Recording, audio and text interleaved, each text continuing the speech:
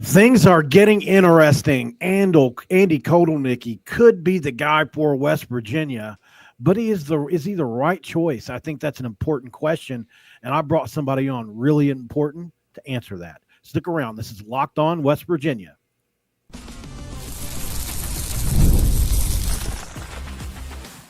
You are Locked On West Virginia, your daily podcast on the West Virginia Mountaineers, part of the Locked On Podcast Network, your team every day. And what is up? Welcome in, guys. My name is Mountaineer Paul. This is another edition of Locked On West Virginia, and it's going to be brought to you by none other than FanDuel, guys. You know about FanDuel. You can start at the season with a big return on FanDuel. New customers can place a $5 bet and get started with 150 bonus bets. That's if you win that first $5 bet. Make sure you go to FanDuel.com to get started today. And thanks for making Locked On West Virginia your first listen and for being a part of the Locked On Podcast Network. We talk about your team, the Mountaineers, every single day.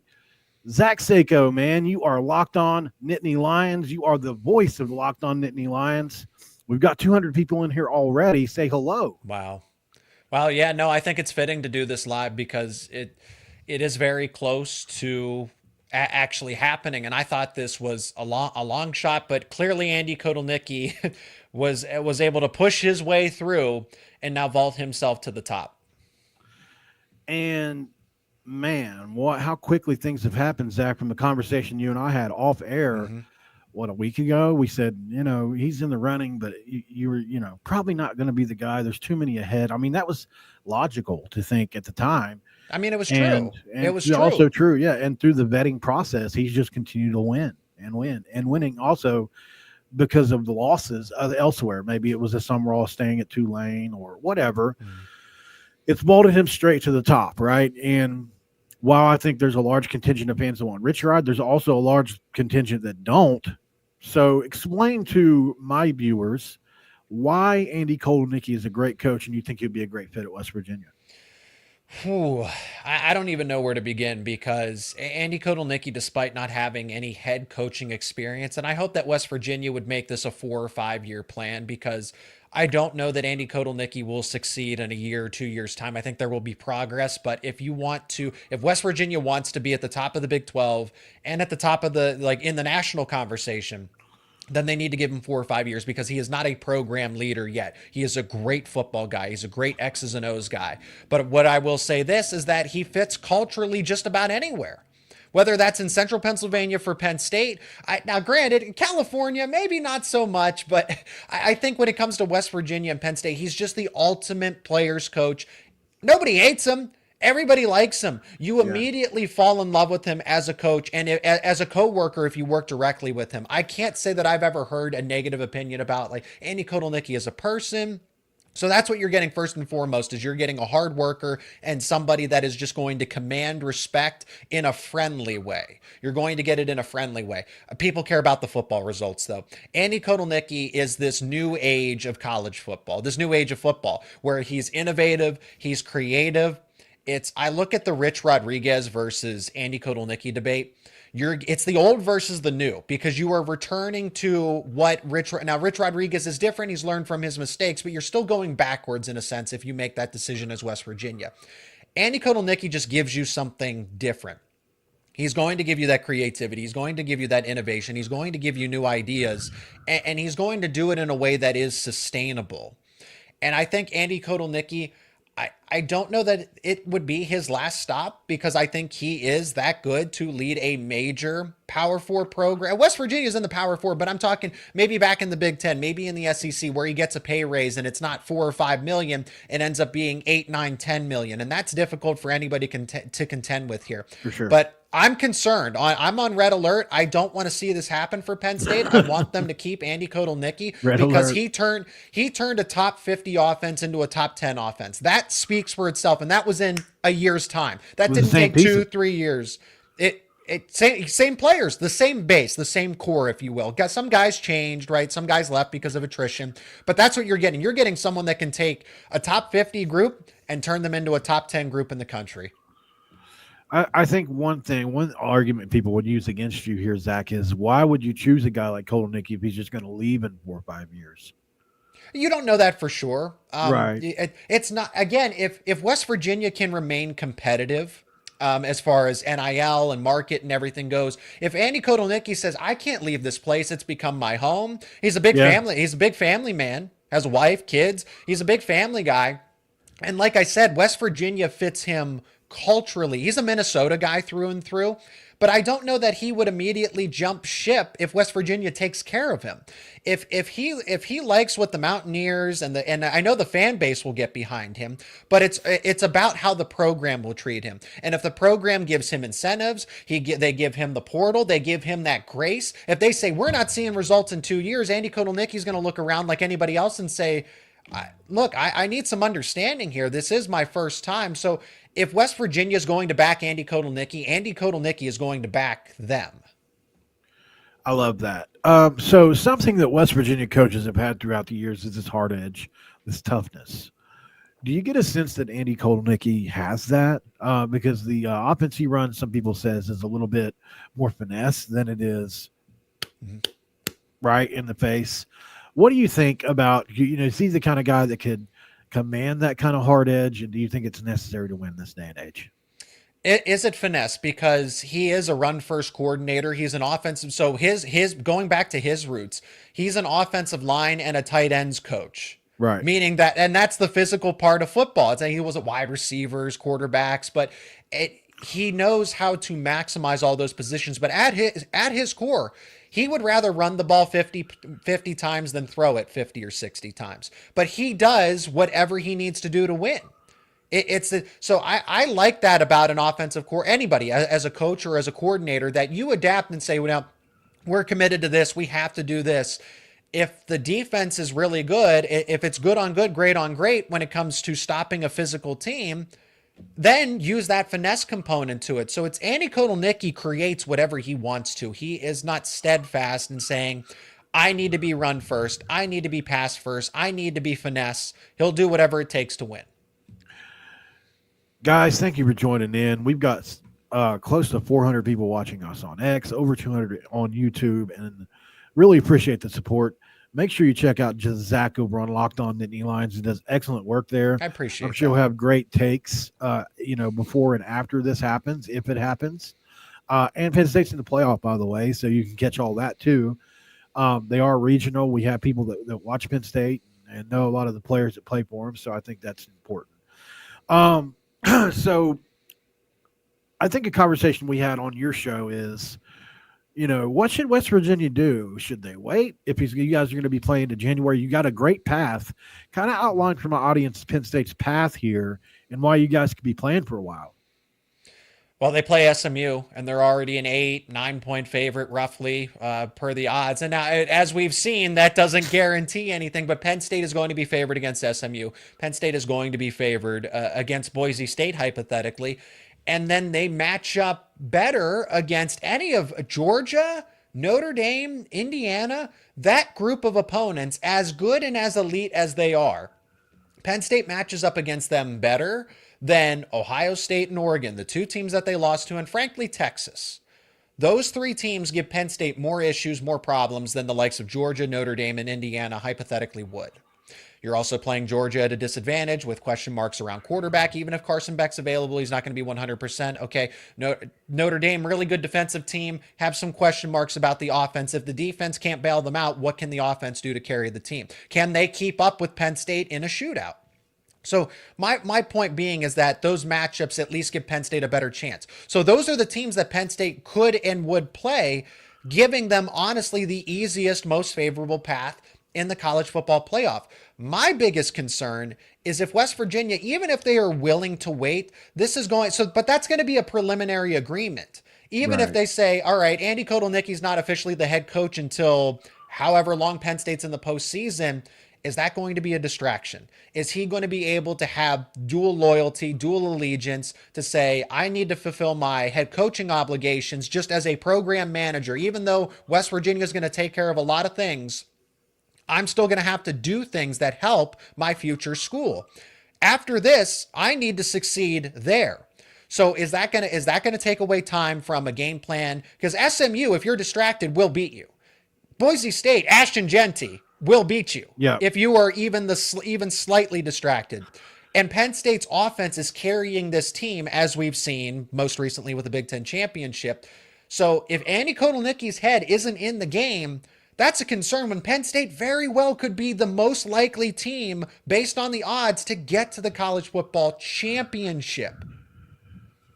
Very interesting, man. Up next on Locked On West Virginia, guys, what kind of staff would he assemble if he was the guy? What are his recruiting ties? Still lots of questions to talk about, guys. Stick around while Zach and I parse through it on this episode of Locked On West Virginia.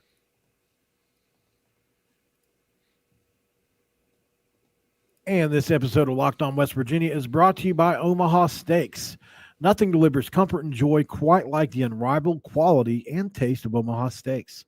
It's guaranteed perfection in every single bite, and right now you can save an unforgettable gifts with 50% off site-wide at omahasteaks.com. Plus, you can score an extra $30 off with promo code COLLEGE. 5 generations of experience. That's a lot. They consistently deliver the world's best steak experience, and the gifting experts at Omaha Steaks have made it easy to deliver the perfect gift with thoroughly curated gift packages featuring gourmet favorites, legendary steaks to mouth-watering desserts, and more. Save 50% off statewide for a limited time at omahasteaks.com. Plus, our listeners get an extra $30 off with promo code COLLEGE. That's 50% off at omahasteaks.com, OMAHA, steaks.com, and a $30 off with promo code COLLEGE. Minimum purchases do apply. And we are back on this episode of Locked On West Virginia. It's kind of like a crossover. Got Locked On Nittany Lions, Zach Seyko on here, talking a little bit of Andy Kotelnicki. So, obviously, he's been a little bit everywhere. Wisconsin, he's been Pennsylvania, New York. What would you consider his ties as a coach to be? Where does he recruit, generally speaking? I mean, you've only had him for a year, but I'm sure you've done your research. And then any idea a staff like Jawan Cedar is a guy, it's a West Virginia guy. Would he bring a guy like that with him? I mean, there is a lot to parse through. Oh, you're muted. You're right, I am. All things considered here, potentially speaking, Andy Kotelnicki is not going to take a bunch of staff members with him from Penn State. James Franklin and Penn State being able to compete financially, right? They are going to be able to offset some of those things. But if Andy Kotelnicki is willing to offer a J1 Sider, for example, the offensive coordinator job, that could happen. Yeah. I can absolutely see, because Sider's been waiting for a long time. And he deserves it. A long time. I think he does deserve it. It's not going to, but I've always said that I don't think it happens at Penn State unless he's willing to wait for probably 3-4 more years. He's paid his time. He's done as much as he could, but I don't think there's any more for him to, I don't think there's any more that he can advance at Penn State. So if Andy Kotelnicki says, hey, J1, we've forged a relationship together, I think you're a good fit as an offensive coordinator, join me. Sider, I can't help but think that he would take that, especially with his ties. Now he's more based in Florida. J1 Sider is more based out of Florida with everything that he's done in his coaching career. But that would be a huge get. That would hurt Penn State's recruiting. Penn State he is elite at recruiting. Elite. He's one of the best in the country when it comes to recruiting and developing running backs. Yeah, he was. From what I understand, he was a big reason for Tavon. So, yeah, at West Virginia. So he's been around us for a long time, man. And I don't know that he would leave a great job like Penn State, but he would be a fun addition, obviously, and like a logical choice. But he wants to be an offensive coordinator, a head coach. He has admitted that he's not going to take a job just to take a job. But this would be that. This isn't just a job. This isn't just a job. A West Virginia offensive coordinator spot. I wonder how that would. Obviously, he would probably get some credit for. I mean, let's not lie. Kotelnicki's calling the plays wherever he goes, most likely, at least to start.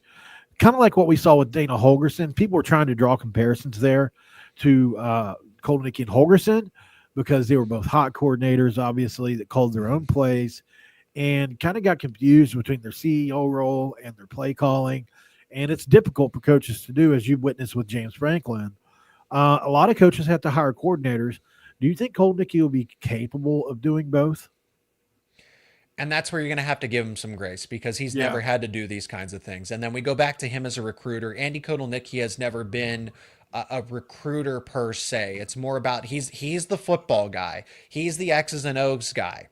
And this transition in college football where you have to act more as a CEO in this. And if Andy Kotelnicki's smart, and he is, he will hire guys that can check other boxes for him. When you start a business, you don't do the things that you are bad at or that you're not as good at. You hire people to do things where you have shortcomings in. So if Andy Kotelnicki is the football guy and he needs to learn the CEO aspect, general manager aspect of managing a program, focus on football, learn those things along the way, and that's a splash hire if you get J1 Sider. That, before you even mentioned it, that had not even crossed my mind that he would take J1 Sider with him, and that would be a gut punch to Penn State. And I hate everything about that idea, but J1 Sider leaving Penn State would happen sooner rather than later. Kind of the same thing with Andy Kotelnicki. Eventually, those guys were going to leave because they are destined for better things beyond Penn State. Look, and that's objectively speaking, as much as, well, Penn State's the best job they could get because Penn State is a great football program, a great brand, and a great institution, but they're not going to be head coaches at Penn State. They have to move up. They are sacrificing what they could do personally for themselves.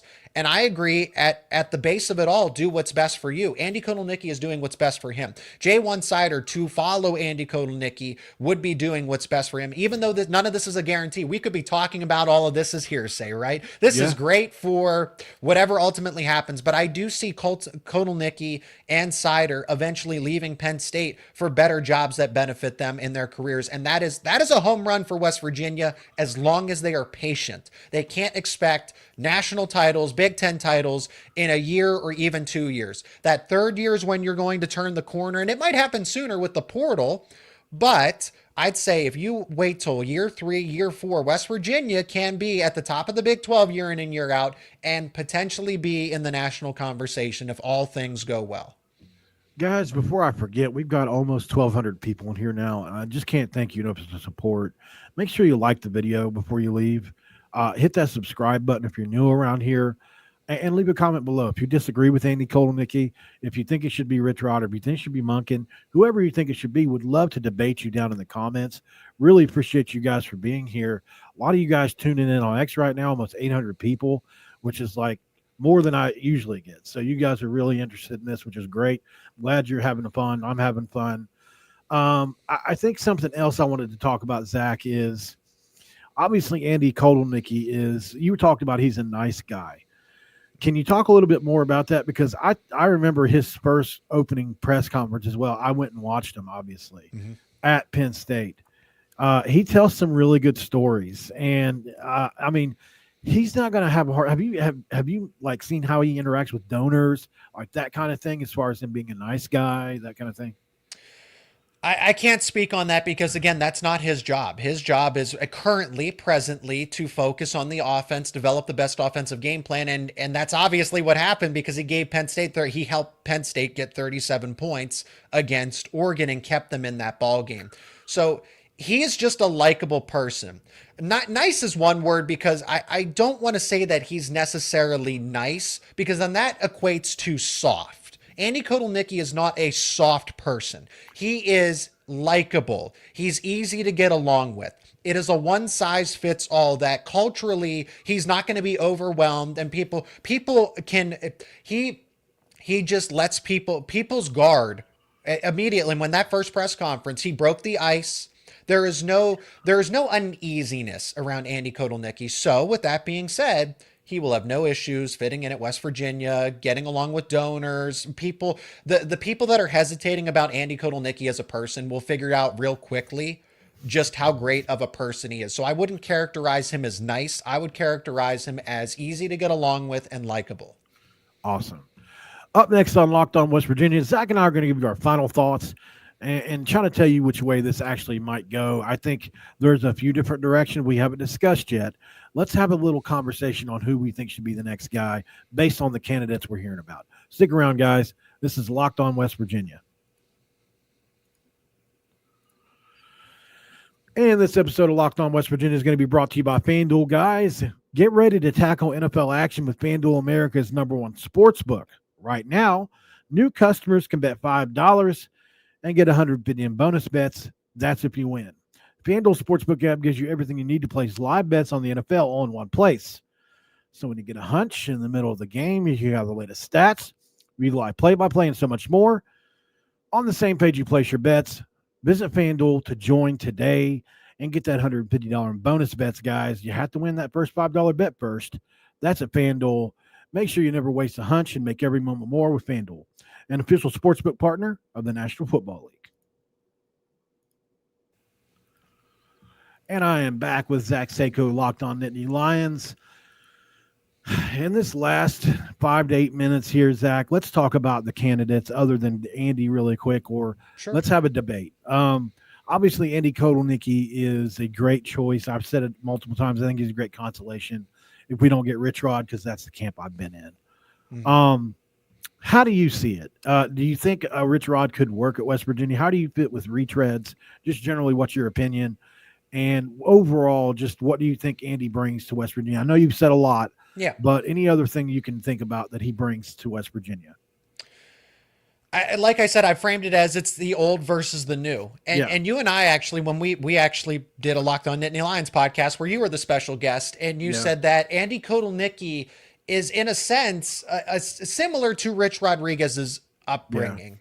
Yeah. But he's going to be different because he is personable. Because I don't know Rich Rodriguez personally. What you do get is you get a higher floor, if you will, with Rich Rodriguez. I want to speak objectively because I think Andy Kotelnicki is the right hire. I think he's the best hire, but I've also seen him coach Penn State for the past year, and I've been around him. So it's not fair for me to speak on Rich Rodriguez, but let's talk about, objectively speaking, what is the truth about all of this. You are taking a massive risk with somebody who has not coached a football program, been the head coach. You are taking someone that's been an offensive coordinator everywhere he's gone. He doesn't have a lick of head coaching experience. Right. Rich Rodriguez has been everywhere, and he has every ounce of credibility that he's earned to this point. He's learned from his time at Michigan. He's been at Arizona. He's now rekindled his career at Jacksonville State, and he's succeeded in some places, and I think all of that combines together. So there's no wrong answer here. It's just, if you want to get to this destination as West Virginia, you need to choose your path. It's kind of like, choose your story. It's a choose your storybook kind of situation. If you take Andy Kotelnicki, you're going to take the long winding path. And it's going to take more pages. If you get Rich Rodriguez, you are going to get immediate success, but are you going to get to national championship year in and year out, consistent Big 12 titles for a long time? I think Andy Kotelnicki gives you the long-term success. And if you take care of Andy Kotelnicki, you could have him for a decade. You just have to take care of him and his family. That means incentives. That means raises. That means constant program support. I deal with this on the Penn State side of it. Not everyone's rowing the same boat in the same direction at Penn State. There are people that hate James Franklin and will never donate to the program and sing his woes. There are people that like him and want to support him and want him as a lifer at Penn State. And it's those competing ideologies that keep Penn State, part of the reason Penn State is a top 10 program, a fringe top 10 program year in, year out. Because James Franklin has to compete against all of that. For West Virginia, if you can get everybody on the same page and row the boat in the same direction, Andy Kotelnicki will be an A+ hire when all's said and done. The pieces are there for him, right? You've got the Pat McAfee thing in the part of this that is literally invaluable. No other program has it. Like it makes us unique in a way that we have. It gives you a voice. It gives us a voice. It gives us a ton of exposure on game day and on his daily show where, I mean, if you look in that chat, like I'm freaking out because we almost have 1,500 people watching this. He's got like crazy. 30, 40,000 people I know. In his chat at one time every day. So like, there's just so many people that see what he has to say. His opinions matter in the space and he's fresh and he's new and all that. So, and obviously that makes us popular with recruits and that kind of thing, because we have people come to West Virginia and say McAfee is a reason. and then obviously Ken Kendrick, the Diamondbacks owner, who Money carries so talks. much. Yeah, he has so much power. He's a billionaire, right? So I mean, he single-handedly could change our fortunes if he wanted to, financially anyway. He could make us the richest program in the country if he wanted to. Obviously, not gonna. But I think he has Rich Rod as his guy. So that's why I was asking you about Kotelnicki as a guy, because he's going to have some inroads to make. There is a good old boy network at West Virginia, as there are most places, like you said, not rowing the boat the same way. And it's going to be interesting to see how he lands with donors if he is the guy. All the tea leaves say he's within the lead, but what we've been told to look out for, I didn't mention this on your show, Zach, but Rimbaker is putting smoke screens out there on purpose right now. It's something He's a he very, likes to do. I've heard that too. He's very close to the vest. Oh, the most I've ever seen. Good for him. Yeah. So like we had 3 flights yesterday go to 50 miles from West Point to Jacksonville State, where Rich Rod would be, and then obviously to State College. They were all people.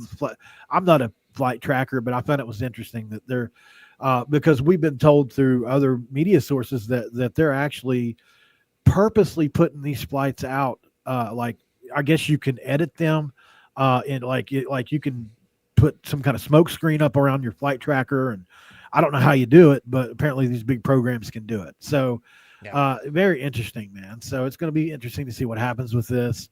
I think we win either way, Zach. I think we win either way. That's the fun part. It's just the different. Yeah, it's the different kind of path. Like I said, so Rich Rodriguez knows things that Andy Kotelnicki doesn't as a program leader, because he's been, like I said, he's learned from everything, his time at West Virginia. And if you value that, then that's not a wrong decision. There's no wrong decision here. I think West Virginia wins one way or another. You're just deferring your rewards at a later time, because I think in the long term, Kotelnicki can actually do things that Rich Rodriguez never could. Yeah. And I know that, and that's a lot of hypothetical speak, but you have to give him the support. It can't be, well, he's not our guy. He's not a West Virginia guy. He could leave at any point in time. Don't fight him. Embrace him. I'll address something I saw in the chat. I typically don't talk to the chat because we're not supposed to, but somebody had mentioned Jimbo, and I just want to say I've seen with my own 2 eyes that he's out. That one's not happening. I've seen that too. Yeah, he's been out. So, I think the background check hurt him there, Zach. I had Locked On Aggies on, and he said, listen, people he trusts in the media space say that he's just a really bad person at times, and hard to work for and be around, and great coach, but you take that other part with it, and there's no way Rimbaker could control him either. I think that's an interesting piece to this, is Rimbaker wants somebody that he can mold. Let's say Rich Rodriguez and Jimbo Fisher are molded; they're not changing anymore. Well, they're hard they're hard to work with in a sense. Maybe not necessarily Rich Rodriguez, but you want someone that you can work with. It's a give and take, and that's you're going to get that from Andy Kotelnicki. You're going to get a give and a take. Right, correct. Before we go, Zach, tell everybody where they can find you. And listen, I'm telling you guys, Zach does incredible work on Locked On Indy Lions. He really does. Well, I appreciate that, Paul, and I'm grateful to have this opportunity to go live with you and to chat to over 1,000 people. Right, so this is.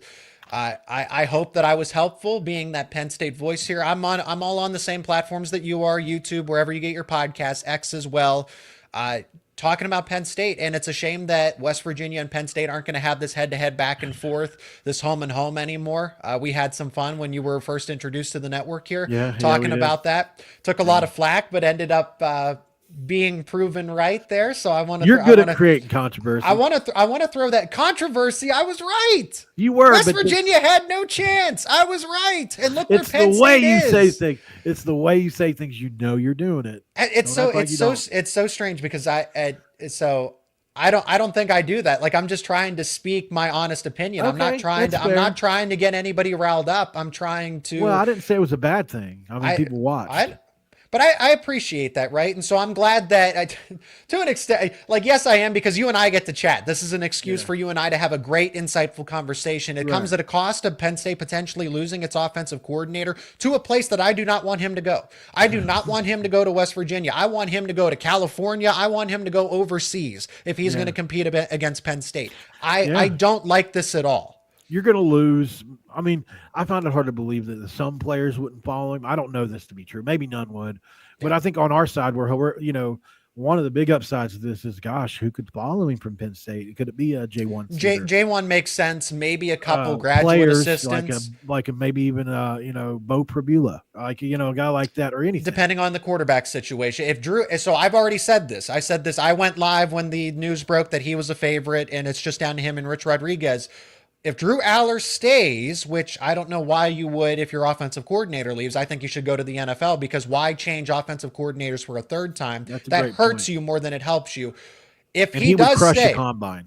He would crush the combine. Yeah, we know that. Aller, if he were to stay and Andy Kotelnicki goes to West Virginia, Bo Prabula is made for that offense, for this offense, and that's why he succeeded in a backup role, and why Penn State rolled West Virginia, not West Virginia, Wisconsin. They rolled West Virginia too. Well, both, but Bo Prabula came in and in the second half dominated Wisconsin, dominated Wisconsin down the stretch as the backup quarterback.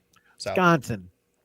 Guys, thank you for joining us. We're at our 30-minute mark, but this has been a fun conversation. And you know what? If this happens, it won't be our last. I think we'll talk about it more. We can get a few more episodes out of this. We can squeeze every drop of content out.